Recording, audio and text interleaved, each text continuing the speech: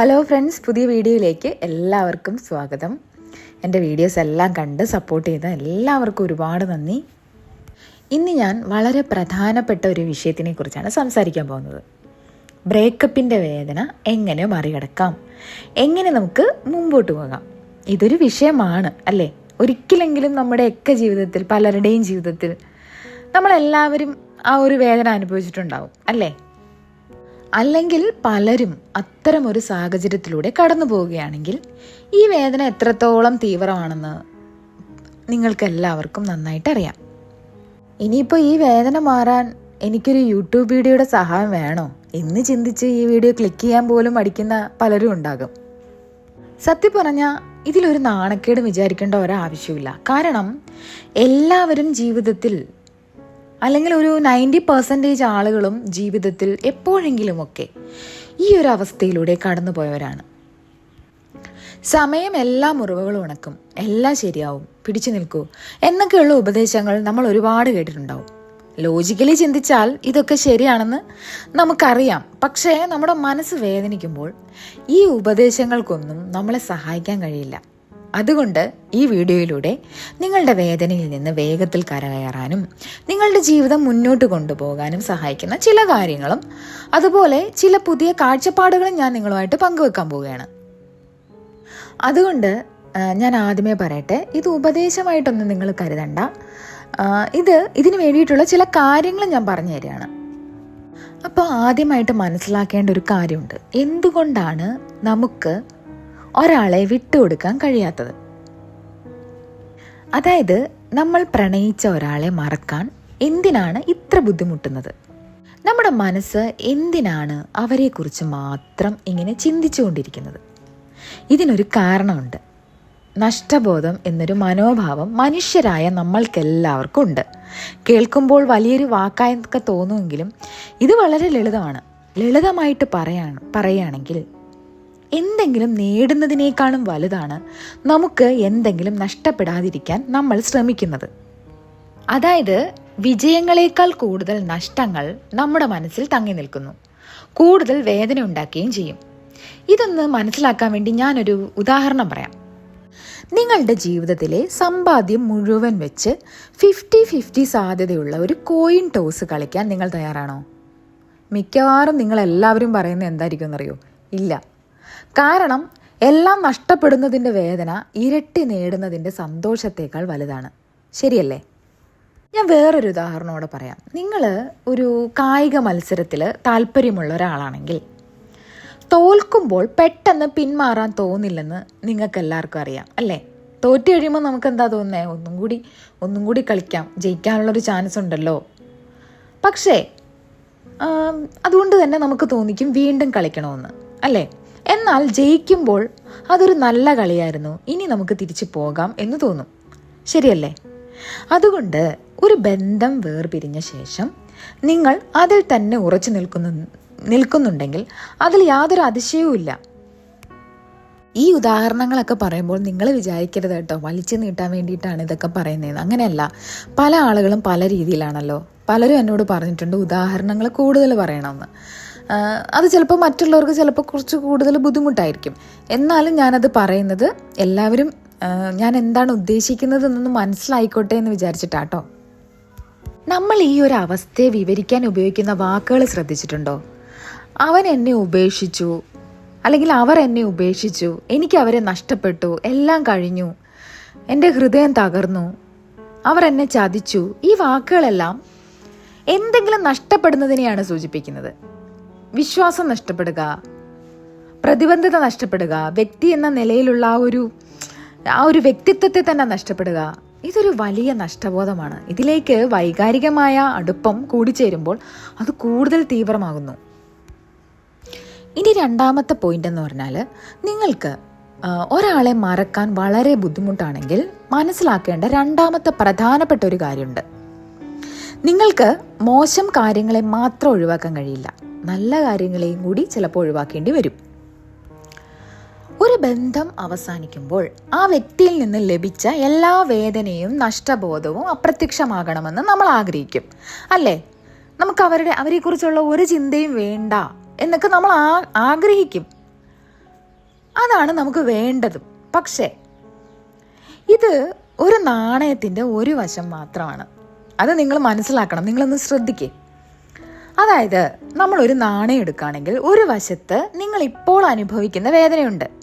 അവരെന്നെ ഉപേക്ഷിച്ചു, എനിക്കവരെ നഷ്ടപ്പെട്ടു, അത് വേദനിക്കുന്നു, എനിക്കവരെ തിരിച്ചു വേണം എന്നൊക്കെയുള്ള ചിന്തകൾ. എന്നാൽ ആ നാണയത്തിൻ്റെ തന്നെ മറുവശം നിങ്ങളൊന്ന് ചിന്തിച്ചു നോക്കൂ. ഈ വ്യക്തിയെക്കുറിച്ച് ചിന്തിക്കുന്നത് തുടരുന്നത് നിങ്ങൾക്ക് സന്തോഷം നൽകുന്നില്ലേ?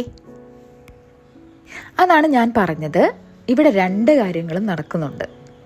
ഒരു വശത്ത് വിഷമവും ഒരു വശത്ത് ആ വ്യക്തിയെക്കുറിച്ചുള്ള സന്തോഷവും ഉണ്ട്.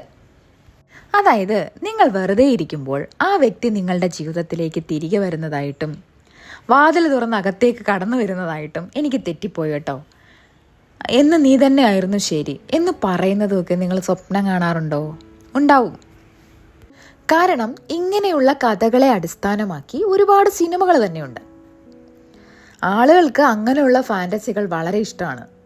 അത് അവർക്ക് സന്തോഷം നൽകുന്നു. അതുകൊണ്ട് ആ കഥ ഉപേക്ഷിക്കാനും ആ വ്യക്തിയെക്കുറിച്ചുള്ള ചിന്തകൾ ഉപേക്ഷിക്കാനും നമുക്ക് കഴിയാത്തത്. എന്തുകൊണ്ടാണ് എനിക്കിത് ചെയ്യാൻ കഴിയാത്തത് എന്ന് നിങ്ങൾ ചിന്തിക്കുന്നുണ്ടാവും. കാരണം അതിൽ നിന്ന് നിങ്ങൾക്ക് ഒരുപാട് സന്തോഷം ലഭിക്കുന്നുണ്ട്. എനിക്കാ കഥ ഇഷ്ടമല്ല എന്ന് നിങ്ങൾ പറഞ്ഞാലും ഒരു പക്ഷേ കാര്യങ്ങൾ ശരിയാകും.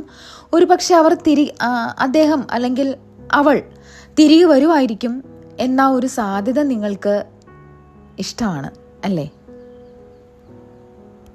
അതുകൊണ്ടാണ് വേദനയിൽ നിന്ന് നമുക്ക് മുക്തി നേടാൻ കഴിയാത്തത്. അതുകൊണ്ട് ഈ വേദനയിൽ നിന്ന് മുക്തി നേടാൻ ഈ നാണയത്തിൻ്റെ ഒരു വശം മാത്രം ഒഴിവാക്കാൻ കഴിയില്ല. രണ്ട് വശവും ഒരുമിച്ച് ഉപേക്ഷിക്കാൻ നിങ്ങൾ തയ്യാറാവണം. ഈ നാണയത്തിൻ്റെ രണ്ട് വശം എന്നുള്ളത് നിങ്ങൾക്ക് മനസ്സിലായില്ലേ? ഒരു വശം എന്ന് പറയുന്നത് നിങ്ങളിപ്പോൾ അനുഭവിക്കുന്ന നഷ്ടബോധം, അതായത് വിഷമം. രണ്ടാമത്തെ വശം എന്ന് പറയുന്നത് നിങ്ങൾക്ക് അവരുമായിട്ടുള്ള ആ ഒരു സന്തോഷ നിമിഷം, അല്ലെങ്കിൽ അവരുടെ ആ ഒരു നല്ല ഓർമ്മകൾ. ഇവയെല്ലാം നിങ്ങളുടെ കാഴ്ചപ്പാടുകളെ മാറ്റാൻ സഹായിക്കുന്ന ചില കാര്യങ്ങളാണ്. ഇനി ഈ വേദനയിൽ നിന്ന് പുറത്തു വരാൻ നിങ്ങൾക്ക് പ്രായോഗികമായി എന്ത് ചെയ്യാൻ കഴിയുമെന്ന് നോക്കാം. അതിനു വേണ്ടിയിട്ടുള്ള ഒന്നാമത്തെ കാര്യം, നിങ്ങൾ പഞ്ചസാര കഴിക്കുന്നത് കുറയ്ക്കാൻ ശ്രമിക്കുകയാണെങ്കിൽ നിങ്ങൾക്ക് സ്വയമോ മറ്റൊരാൾക്കോ എന്ത് ഉപദേശമായിരിക്കും നിങ്ങൾ നൽകുക? അത് വീട്ടിൽ സൂക്ഷിക്കരുത്, ആദ്യം അത് വാങ്ങുന്നത് നിർത്തുക എന്നായിരിക്കും നിങ്ങൾ പറയുക, അല്ലേ?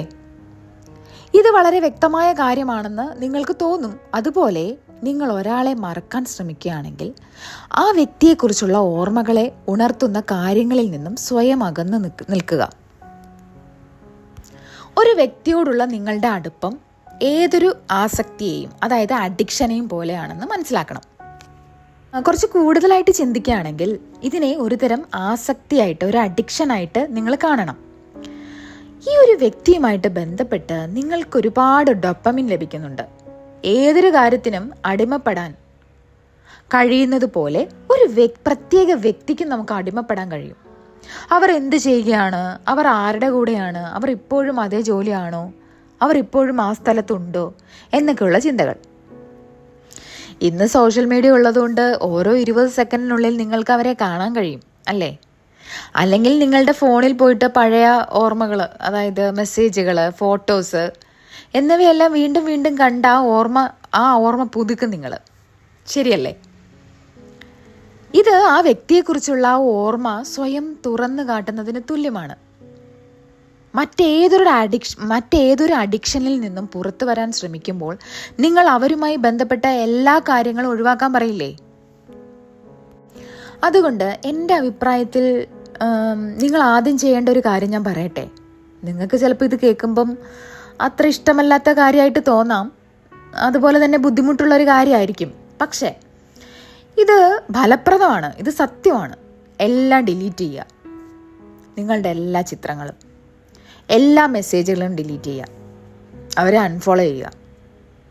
നിങ്ങളുടെ ചാറ്റിങ് ഡിലീറ്റ് ചെയ്യുക.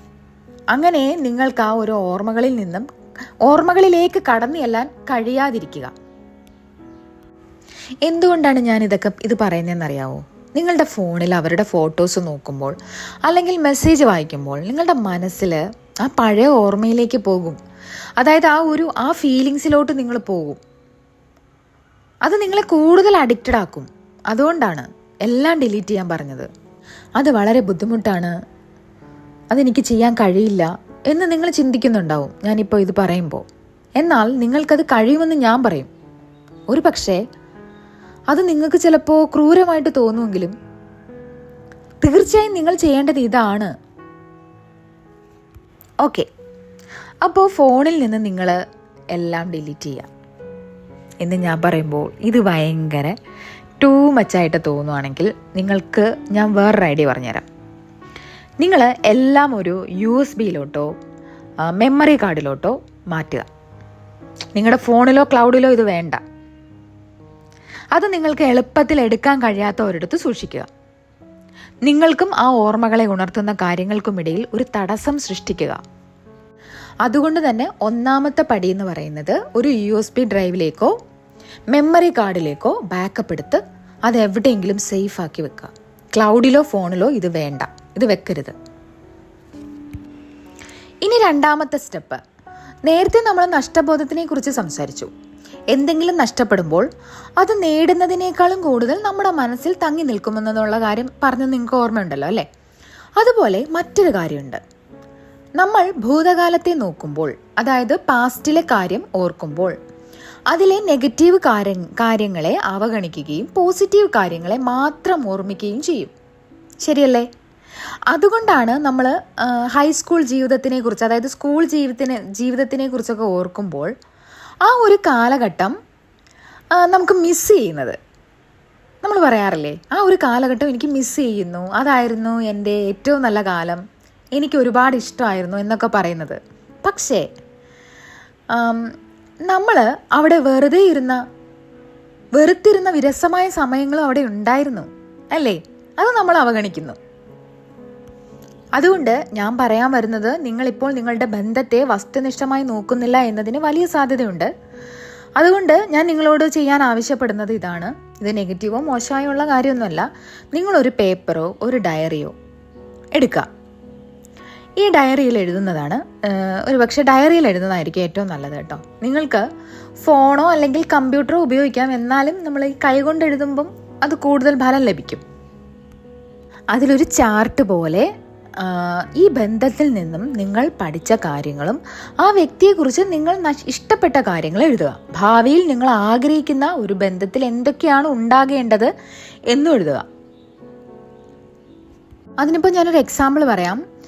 ഞങ്ങൾ പ്രശ്നങ്ങൾ കൈകാര്യം ചെയ്ത രീതി എനിക്കിഷ്ടമായിരുന്നു, ഞങ്ങൾ സാഹസികമായി യാത്ര ചെയ്തിരുന്ന രീതി എനിക്കിഷ്ടമായിരുന്നു എന്നിങ്ങനെ. അതാണ് എക്സാമ്പിൾ. ഇങ്ങനെ എഴുതുമ്പോൾ നിങ്ങൾ ശ്രദ്ധിക്കേണ്ട ഒരു കാര്യം എന്താണെന്ന് വെച്ചാൽ, ഇവിടെ നിങ്ങൾ ആ ഒരു വ്യക്തിയെക്കുറിച്ച് മാത്രം എഴുതരുത്. ആ വ്യക്തിയുടെ പേരോ ആ വ്യക്തിയെക്കുറിച്ച് എഴുതണ്ട. അല്ലാതെ ഞാൻ പറഞ്ഞില്ലേ, എക്സാമ്പിൾ പറഞ്ഞില്ലേ, ഞങ്ങൾ സാഹസികമായി യാത്ര ചെയ്തിരുന്ന രീതി എനിക്കിഷ്ടമായിരുന്നു, അങ്ങനെ മാത്രം. ആ വ്യക്തിയെ പ്രത്യേകിച്ച് പേര് പറഞ്ഞ് എഴുതേണ്ട ആവശ്യമില്ല. അവർ മാത്രമാണ് എനിക്ക് ഇതൊക്കെ നൽകാൻ കഴിയുന്ന വ്യക്തി എന്ന ചിന്തയിലേക്ക് അത് പോകും. അതുകൊണ്ടാണ് ആ വ്യക്തിയുടെ പേരെഴുതാൻ പാടില്ല എന്ന് പറഞ്ഞത്. നിങ്ങൾക്കും അവർക്കും ഒരുമിച്ചുണ്ടായിരുന്ന ബന്ധത്തിലെ പൊതുവായ നല്ല കാര്യങ്ങൾ എഴുതുക. ഇത് വളരെ പ്രധാനപ്പെട്ട കാര്യമാണ്. ആ നല്ല കാര്യങ്ങൾ മാത്രം എഴുതുക. കാരണം നിങ്ങൾ ഒരു വ്യക്തിയെ മാത്രം കേന്ദ്രീകരിച്ചാൽ അവർ മാത്രമാണ് എനിക്കുള്ളത്, എനിക്ക് മറ്റൊരാളെ കണ്ടെത്താൻ കഴിയില്ല എന്ന ചിന്തയിലേക്ക് പോകും. അത് പിന്നീട് ഒരു ഡിപ്രഷനിലേക്ക് പോകാനുള്ള ചാൻസ് ഉണ്ട്. മറുവശത്ത് നിങ്ങൾക്ക് ഇഷ്ടപ്പെടാത്ത കാര്യങ്ങൾ, ആ വ്യക്തിയുമായിട്ട് ഇഷ്ടപ്പെടാത്ത കാര്യങ്ങളും എഴുതുക. എക്സാമ്പിൾ പറയുകയാണെങ്കിൽ, അവർ ഷോർട്ട് ടെമ്പേർഡ് ആയിരുന്നു, അല്ലെങ്കിൽ എന്നെ പ്രോപ്പറായിട്ട് ട്രീറ്റ് ചെയ്തില്ല. പക്ഷേ ഈ പറയുമ്പോഴൊക്കെ നിങ്ങൾക്ക് തോന്നും ഇത് നെഗറ്റീവ് ആണെന്നൊക്കെ തോന്നും. പക്ഷേ ഇതൊരു റിയാലിറ്റി ചെക്കാണ്. ഒരു റിയാലിറ്റി ചെക്ക് ചെയ്യുന്നതിന് വേണ്ടിയിട്ടാണ് ഞാൻ ഈ ഒരു കാര്യം രണ്ടും എഴുതാൻ പറയുന്നത്. അവരിൽ നിന്നും പോസിറ്റീവായിട്ടുള്ള കാര്യങ്ങളും മറുവശത്ത് നെഗറ്റീവായിട്ടുള്ള കാര്യങ്ങളും എഴുതാൻ പറയുന്നതിൻ്റെ കാര്യം. കാരണം എന്തുകൊണ്ടാണ്? നമ്മളെപ്പോഴും അവരുടെ പോസിറ്റീവായിട്ടുള്ള കാര്യങ്ങളായിരിക്കും ഹൈലൈറ്റ് ചെയ്യുക. അപ്പോൾ രണ്ടും ബാലൻസ് ആക്കാൻ വേണ്ടിയിട്ടാണ് ഇങ്ങനെ എഴുതാൻ പറയുന്നത് കേട്ടോ. നമ്മൾ ഒരുപാട് കാര്യങ്ങൾ മറന്നു കളയാറുണ്ട്. ഈ ചെറിയ നെഗറ്റീവ് കാര്യങ്ങൾ ആ വ്യക്തി എത്രമാത്രം മികച്ചവരായിരുന്നു എന്ന് നിങ്ങൾ വെറുതെ ചിന്തിക്കുന്ന സമയത്ത് ഒരു ബാലൻസ് കൊണ്ടുവരാൻ ശരിക്കും സഹായിക്കും ഇത്. ഇനി മൂന്നാമത്തെ സ്റ്റെപ്പ്, ഇത് മോസ്റ്റ് ഇമ്പോർട്ടൻ്റ് ആണ് കേട്ടോ. അതായത് ഏറ്റവും പ്രധാനപ്പെട്ടത് നമ്മുടെ ഈ ഒരു യൂട്യൂബ് ചാനലിൻ്റെയും പ്രധാന ലക്ഷ്യം ഇതാണ്. അതായത് ഈ വേർപിരിയലിനെ സ്വയം നവീകരിക്കാനുള്ള ഒരവസരമായിട്ട് മാറ്റുക. ഞാൻ പലപ്പോഴും പറയാറുണ്ട്, ബന്ധങ്ങൾ വേർപിരിയുന്നത് ഒരു മുന്നേറ്റത്തിന് കാരണമായേക്കാം നിങ്ങളത് ശരിയായി ഉപയോഗിക്കുകയാണെങ്കിൽ. അപ്പോൾ പലരുടെയും ജീവിതത്തിൽ ഏറ്റവും കൂടുതൽ മാറ്റം വന്ന വലിയ വളർച്ച ഉണ്ടായ സമയങ്ങൾ, അതായത് ഇതേപോലെയുള്ള വലിയ മാറ്റത്തിന് ശേഷമായിരുന്നു. ഒരു ജോലി നഷ്ടപ്പെടുക, അല്ലെങ്കിൽ ഒരു ബന്ധം വേർപിരിയുക, പുതിയ സ്ഥലത്തിലേക്ക് മാറിപ്പോകേണ്ടി വരിക, എന്തെങ്കിലും നമ്മൾ നഷ്ടപ്പെടുമ്പോൾ അത് ഉപേക്ഷിച്ച് കൂടുതൽ വലുതും മികച്ചതുമായ കാര്യങ്ങൾക്കായുള്ള ഇടം ഒരുക്കാൻ നമുക്ക് സാധിക്കും. ഈ വേർപിരിയലിൻ്റെ സമയത്ത് നമ്മളുടെ വിചാരം എന്താ, എനിക്ക് ഒട്ടും സഹിക്കാൻ കഴിയുന്നില്ല, ഇതെന്നെ വേദനിപ്പിക്കുന്നു എന്നൊക്കെ നമ്മൾ ചിന്തിച്ചിട്ടുണ്ടാവും അല്ലേ?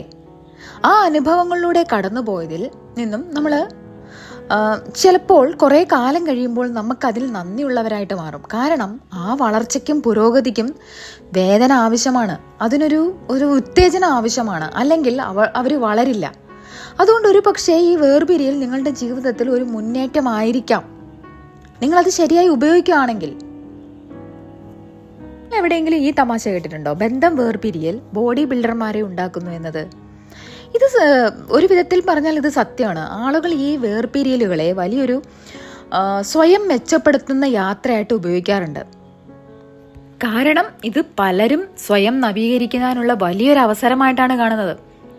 നിങ്ങൾ ഒരുപാട് വേദനയോടുകൂടെ കടന്നു പോകുമ്പോൾ എല്ലാം തുടച്ചു നീക്കി നിങ്ങൾക്ക് ആഗ്രഹിക്കുന്ന ആരുമാകാൻ കഴിയുന്ന ഒരു മികച്ച സമയമായിരിക്കും അത്.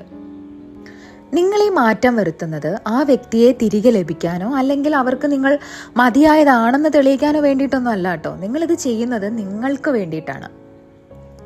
നിങ്ങൾക്ക് കഴിയുന്ന ഏറ്റവും മികച്ച വ്യക്തിയാവാൻ നിങ്ങൾ തന്നെ തെളിയിക്കണം. കാരണം ഇത് നിങ്ങൾക്ക് ആശ്വാസം നൽകുക മാത്രമല്ല, നിങ്ങളുടെ അടുത്ത ബന്ധത്തിലേക്ക് ആകർഷിക്കുന്ന വ്യക്തിയും മികച്ചതായിരിക്കും. ഇത് ഞാൻ ഈ പറയുന്നത് ഒരു രൂപത്തിനെ കുറിച്ചല്ല, വ്യക്തിത്വത്തിനെ കുറിച്ചാണ്, ഊർജത്തിനെ കുറിച്ചാണ്, മനോഭാവത്തിനെ കുറിച്ചാണ്, ആകർഷണീയതയെ കുറിച്ചാണ്, ജീവിതത്തിനെ കുറിച്ചാണ്, നിങ്ങൾ വിശ്വസിക്കുന്ന കാര്യങ്ങളെ കുറിച്ചാണ്. നിങ്ങളുടെ ലെവൽ ഉയരുമ്പോൾ നിങ്ങൾ ആകർഷിക്കുന്നത് നിങ്ങളെ തന്നെയാണ്, അല്ലാതെ നിങ്ങൾ ആഗ്രഹിക്കുന്നതിനെ അല്ല. ഞാനൊരു മുമ്പുള്ള വീഡിയോയിലും ഞാൻ പറഞ്ഞിരിക്കുന്ന ഒരു കാര്യം ഇതാണ്, പ്രധാനപ്പെട്ട ഒരു കാര്യം ഇതാണ്. ഇത് ഉപദേശമായിട്ടൊന്നും കരുതണ്ട. ശരിയായ വ്യക്തിയെ തേടുന്നത് നിർത്തുക, പകരം സ്വയം ശരിയായ വ്യക്തിയായിട്ട് മാറുക. നമ്മളല്ലാത്ത കാര്യങ്ങൾ മറ്റുള്ളവരോട് ആവശ്യപ്പെടുന്നത് നിർത്തുക. നിങ്ങളുടെ അടുത്ത ബന്ധം മികച്ചതാകണമെങ്കിൽ നിങ്ങൾ ആദ്യം മികച്ചതാവണം. നിങ്ങൾ സ്വയം നവീകരിക്കുന്നതിലൂടെയാണ് ഇത് സാധ്യമാകുന്നത്. ഈ വീഡിയോയുടെ അവസാനം വരെ കണ്ട നിങ്ങൾക്ക് ഒരുപാട് നന്ദി. ഈ കാര്യങ്ങളിൽ ഏതെങ്കിലും നിങ്ങൾക്ക് പ്രയോജനപ്പെട്ടുവെങ്കിൽ ഈ വീഡിയോയ്ക്ക് ലൈക്ക് ചെയ്യാൻ മറക്കരുത്. ഇനിയും ഇത്തരത്തിലുള്ള കാര്യങ്ങൾക്ക് ഉള്ള സൊല്യൂഷൻസ് ഞാൻ പറഞ്ഞുതരാം. ഒരു വീഡിയോയിൽ നമുക്ക് ഇത്രയും കാര്യങ്ങൾ ഉൾപ്പെടുത്താൻ പറ്റത്തുള്ളൂ, അതുകൊണ്ടാണ്. ഓക്കെ, എല്ലാവർക്കും നല്ലൊരു ദിവസം ആശംസിക്കുന്നു. ഇനി അടുത്ത വീഡിയോയുമായി വീണ്ടും കാണാം. താങ്ക്